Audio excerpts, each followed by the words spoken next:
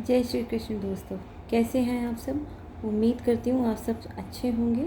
आज मैं आई हूँ आपको अपनी ज़िंदगी का वो किस्सा बताने जिसने मुझे नास्तिक से एक आस्तिक बनाया।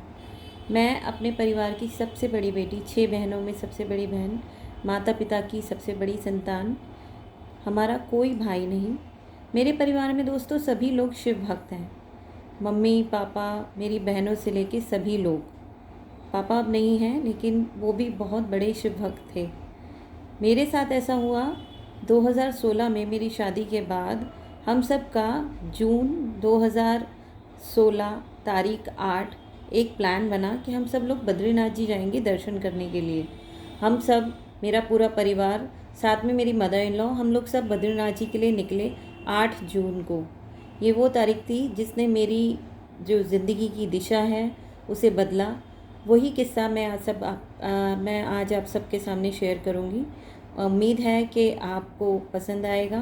हुआ ऐसे कि हम लोग सब जब रास्ते में थे, रास्ते में कई तरह के झरने, नदियाँ, कई तरह के पेड़ पहाड़ सब देखते हुए जा रहे थे।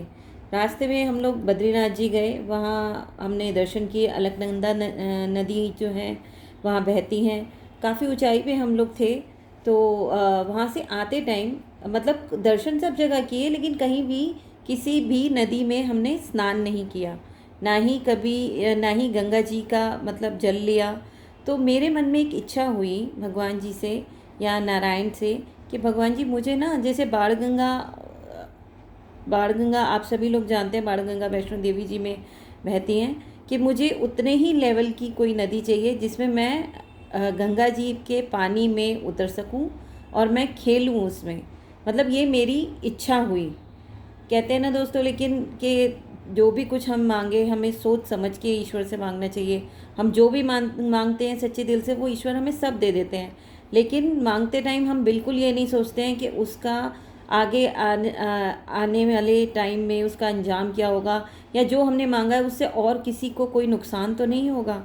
हुआ ये दोस्तों, आते टाइम भगवान जी ने मेरी इच्छा इस तरह से पूरी करी। आते टाइम एक जगह हम लोग सब भूखे थे, हम लोग रुके। तो हमारे घर के जितने बड़े थे, मतलब हम लोग गाड़ी में पीछे, सबसे पीछे वाली सीट पे मैं, मेरी 2 बहनें और मेरी छोटी बेटी, हम लोग चारों पीछे वाली सीट पर बैठे थे। आते टाइम ऐसा हुआ कि अचानक से एक जगह हमने गाड़ी रोकी कुछ खाने के लिए। इससे पहले कि हम लोग उतर पाते, बस ड्राइवर भैया थे सीट पर और हम लोग थे, हम उतर नहीं पाए थे। सब बाकी बड़े, मेरे मदर फादर और मेरी मदर इन लॉ, ये लोग सब उतर गए। हम लोग गाड़ी में रह गए। अचानक ही गाड़ी के ब्रेक फेल हुए। गाड़ी ढलान पे अपने आप उतरने लगी। बड़े लोग पीछे भागे, लेकिन हमारी गाड़ी थोड़ी स्पीड पे थी। वो गाड़ी ढलान पे से आते जाते भैया ने, ड्राइवर भैया जो थे, उन्होंने कई जगह से हमें बचाया।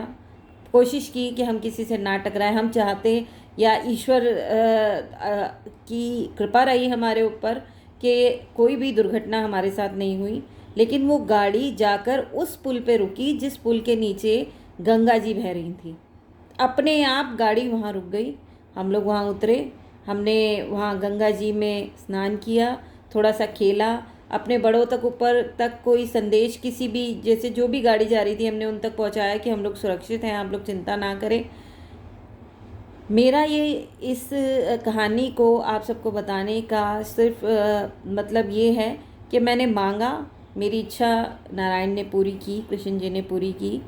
गाड़ी के ब्रेक फेल हुए और गाड़ी बिल्कुल ऐसी जगह जाके रुकी, गंगा जी के पास, अपने आप उसी पुल पे जिसके नीचे गंगा जी बह रही थी। और हमारा गंगा जी में जाना वहाँ तक संभव था। हम लोग उतरे वहाँ पर, फिर नीचे गए, थोड़ा सा अच्छे से खेला, अच्छे से स्नान किया, प्रणाम किया गंगा जी को, उनका जल लिया। लेकिन ये हो तो गया, लेकिन उसके बाद एक चीज़ समझ में आई कि हमें कुछ भी चीज़ कभी भी ईश्वर से बिना सोचे समझे नहीं मांगनी चाहिए थी, क्योंकि कोई हादसा हो सकता था। मेरे साथ और भी लोग थे, मेरी छोटी बहनें थीं, ड्राइवर भैया थे। वो हो सकता है हम किसी गाड़ी से टकरा जाते या खाई में गिर जाते। नीचे अलकनंदा जी बह रही थी। हम लोग बहुत ऊपर थे, मतलब बहुत हाइट पर थे। तो मैं बस आप लोगों के साथ ये शेयर करना चाहती थी कि हमें सारी चीज़ें मिली, लेकिन हम किस मोल पर वो मिलती वो मैंने बिल्कुल भी नहीं सोचा था कि इस तरह से मेरी इच्छा पूरी होगी। उसी रात को फिर दोबारा ये हुआ, मैं आपको बताती हूँ, ये मेरा पहला किस्सा था जब मुझे ईश्वर की भक्ति पर या नारायण पर, कृष्ण जी पर, जिनको मैं आज मानती हूँ, मुझे उनके ऊपर विश्वास हुआ। उसी रात को दोस्तों हमारी गाड़ी फिर ख़राब हुई। हमारी गाड़ी की आगे की हेडलाइट्स फिर ख़राब हो गई और पहाड़ पे थे हम लोग, रात को ट्रैवल कर रहे थे। हमें कोई भी होटल नहीं मिल रहा था। हमने जगह जगह कोशिश की कि हमें होटल मिल जाए रुकने के लिए, जिससे हम अपनी रात वहाँ पर बिता कर सुबह फिर निकल सकें दिल्ली की तरफ, लेकिन कुछ भी ऐसा संभव नहीं हो रहा था। 15 किलोमीटर ड्राइवर भैया ने अंधेरे में गाड़ी चलाई। नीचे खाई थी, बहुत गहरी खाई। हम लोग बहुत ज़्यादा हाइट पर थे। फिर आंखें बंद की, कृष्ण जी को पुकारा कि आपके द्वार पर आए थे नारायण, आपने हमें दर्शन दिए अच्छे से। अब हम सबका जीवन आपके हाथ में है, क्योंकि पहाड़ों पर आप सबको पता है बिना हेडलाइट के ड्राइव करना, वो भी रात को, बिल्कुल इम्पॉसिबल है। बहुत ज़्यादा खतरे वाली बात है, बहुत ज़्यादा रिस्क है इसमें। हमारा पूरा परिवार उस कार में था।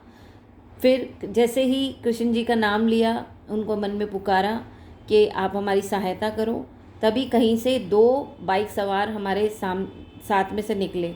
उन्होंने हमसे कहा कि वो उनकी जो गाड़ी की जो लाइट्स हैं, हम उनको फॉलो करें ताकि हम किसी सुरक्षित स्थान पर पहुंच सकें। फिर हमने उन्हें फॉलो किया। एक जगह हमें होटल मिला।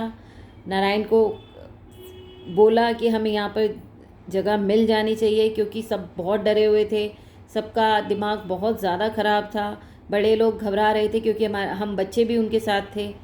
तो कहने का मतलब ये है दोस्तों कि विश्वास बहुत अच्छी बात है। ये अपने ईश्वर पर विश्वास जैसे मैंने किया, मैंने उन्हें पुकारा। पहली बार ऐसा था कि मैं किसी देवता को मैंने इतने दिल से पुकारा, उन्होंने मेरी सुनी। यही रीज़न है, आज मेरे हस्बैंड मेरे से पूछते हैं तुम पहले कृष्ण जी को नहीं मानती थी, अब इतना क्यों मानती हो? मैंने अपने आप नहीं मानना शुरू करा, क्योंकि वो चाहते थे कि मैं उनकी भक्ति करूं। जितनी बार उनको पुकारा है उतनी बार वो आए हैं, और ऐसा सच में होता है, आए हैं। मेरे परिवार में सभी लोग शिव भक्त हैं। हालांकि कृष्ण जी और शिव जी एक ही हैं, ऐसा मेरे पापा भी कहते थे, मैंने सुना भी है। सब देवता एक ही हैं, लेकिन कहते हैं ना, मुझे किसी ने बचपन में एक बात कही थी कि ईस्ट एक ही हैं। कोई भी मुसीबत हो बस उसको पुकारो। तब से जो मेरा विश्वास है वो मेरे कृष्ण जी पर एक तरह से अटूट हो गया।